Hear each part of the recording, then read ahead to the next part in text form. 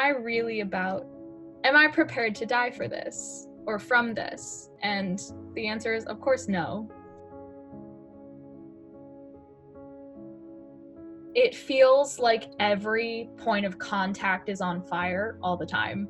It's hard to explain because arthritis is so invisible to a lot of people. And especially because I'm only 21, a lot of people are like, like your joints, they shouldn't be hurting now. I wake up, I can't even open my hand.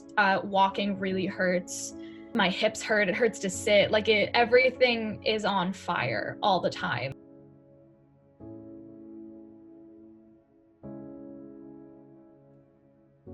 The medication, it does suppress my immune system. So I never got sick as a kid. Now I get a common cold and I have it for a month.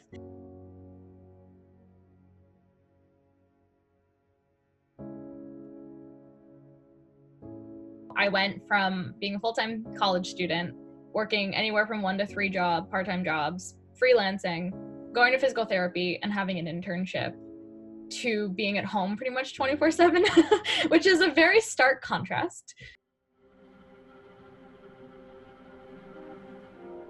With COVID, I'm less scared now that I'm here in Pennsylvania, but I'm still nervous about it. So I kind of do this thing where I'll take them every 2 days I'll take them, and then one day I'll stop, and then every 2 days and then one day I'll stop, to kind of mitigate any infection that could get into my body, because I know without the medication I could fight COVID and be fine, but I need the medication.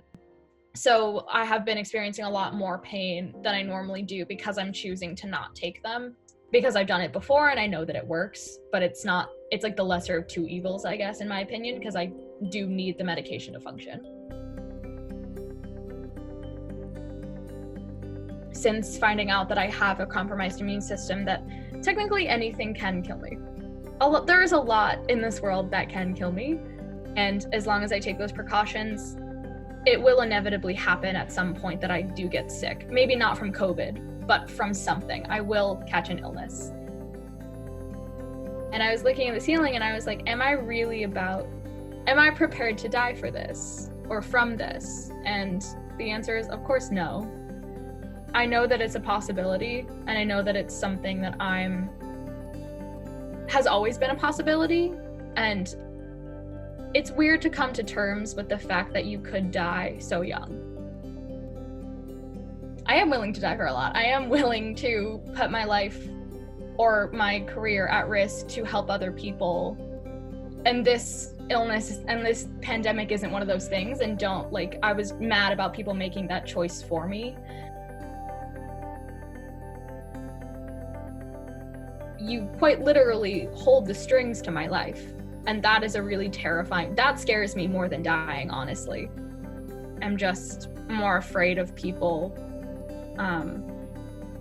not taking this as seriously and not realizing the power that they do have over my life, as much as I do not want them to have it. Thankfully, the majority of the world is now starting to listen, but it took 3 or 4 weeks for people to catch up. And that is a detriment that is going to be huge to society, whether in the US or, around the world. That is still a lot of people that are going to be affected and potentially die from this. More so the people who are blatantly refusing that this is happening, that I'm now still why aren't you getting this?